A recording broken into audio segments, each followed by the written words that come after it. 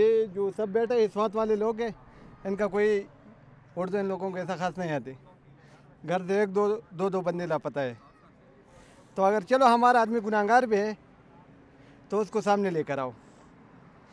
घरों में बच्चे, उनके बेबी औरतें रो रहे हैं, और अगर गुनाहगार है तो उसको सामने लेकर आओ, उसको सज़ा दिलवाओ। जो सज़ा का हकदार है वही दे दो।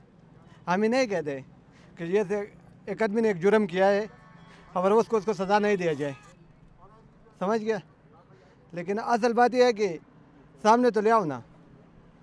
तो अभी आपकी यहाँ पर जो आप धरना दे बैठे हैं, उम्मीद क्या है, किस लिए ये यहाँ उम्मीद हैं? क्या है कि ये इधर हम बैठेंगे और ये लोग हमारे ऊपर को रहम करेंगे और हमारे बच्चे भाई जो है इनको बाहर निकालेंगे। हम भी घरों में तंग हो गए। ये बच्ची मुझसे पूछते हैं कि मेरा पापा कहाँ है।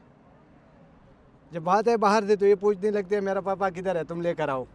तो हम इसको क्या समझाएगा इसका पापा कहाँ गया है, किधर गया है। इसको तो ही नहीं कह सकते कि पुलिस ने पकड़ा है या जो भी वो है, समझ गया।